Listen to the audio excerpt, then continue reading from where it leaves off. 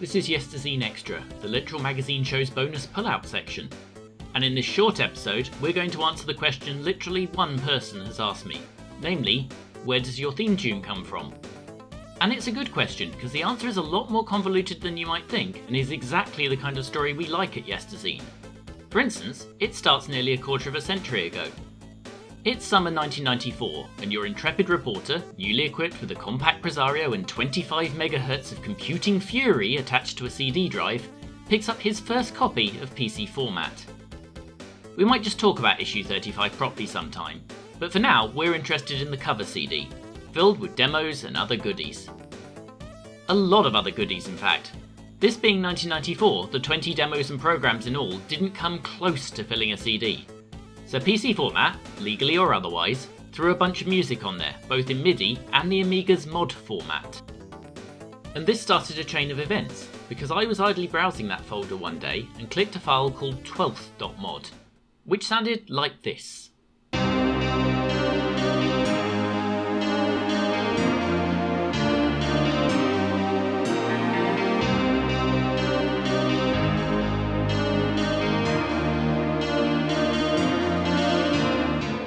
And unless this video is the first you've seen of Yesterzine, that's going to be familiar to you.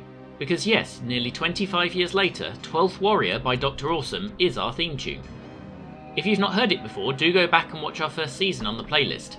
It's got thrills, spills, and your recommended daily allowance of exactly one joke about your mother in every episode. Not that 12th Warrior or Dr. Awesome meant that much to me at the time, of course. I enjoyed that and several of the tunes on the CD, and didn't really think that much of it beyond that. Flash forward a couple of years, and looking for a multiplayer game for me to continue to prove my obvious and forever superiority to my younger brother, we purchase Worms. And Worms is a superb multiplayer game, full of creative ways to lose friends and irritate people. If you haven't launched an exploding sheep at a sibling, you haven't lived. That's not the only reason Worms is memorable. There's this theme tune, written by a man called Bjorn Lynne who worked full-time for Team 17 during this period.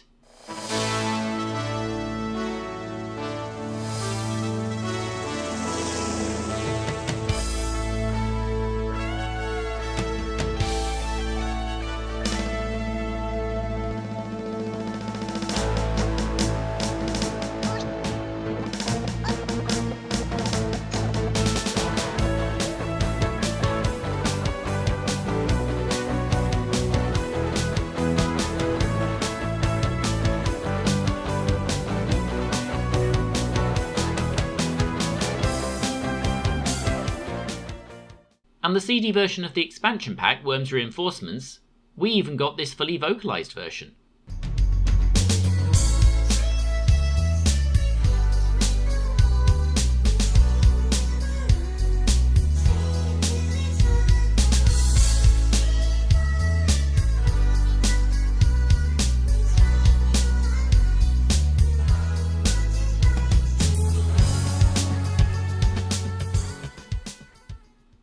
That's the kind of thing that sticks in your head. And it was still there in 1998 when two things happened. First, I went to university. Yes, I'm old. And secondly, they released Worms 2. Browsing around that in the earlier and emptier days of the internet, I happened upon mp3.com. Don't bother going there now, it's a very different place. Back then, it was an almost YouTube-like place where anyone could upload their music and even have it sold on digital download or CD. On there I picked up a couple of Bjorn's gaming soundtracks, such as the strategy game Seven Kingdoms. A little later on, Bjorn would have his own personal site, selling both his game soundtrack CDs and his own albums, such as the lovely Witchwood. I should tell a story from a long since distant time. Would you listen to me carefully as I sang to you my rhyme of a time when there were... I think I bought most of them over the next year or two. This was still a small operation, as evidenced by the number of these Bjorn had time to sign on the way out the door. That's how I have this, my signed copy of the Worms 2 soundtrack. But then a discovery, an album called Decade, charting the best of Bjorn's time in the Amiga demo scene, where he went by the name, and I know you're ahead of me on this one, of Dr. Awesome. Somehow, I'd discovered and become a fan of exactly the same person by two entirely different routes. This was compounded when Bjorn released an album of his favourite tracks from the Amiga days, re-recorded in his fancy new studio on proper instruments. Track 1 on that CD was familiar.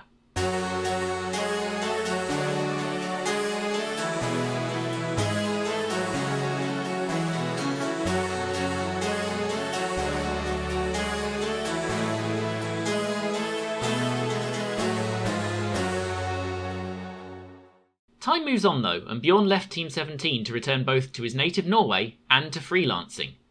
Releases of his own albums became rarer, and while he occasionally popped up on my Facebook, because that's what we all did before Twitter, I didn't think too much about it. I bought the albums when they appeared, although the last of those, Traveller, was in 2014. And so we get to 2019, and I have a silly idea for a possible podcast, which became a YouTube series, about old magazines and how games age. I'm the kind of idiot where if I have an idea, I generally have to follow through on it. This is how I once held a birthday party for my car. I'm also the kind of idiot who tends to want to try and do things properly despite overall incompetence. So I knew I wanted theme music, and I wanted it to be legal.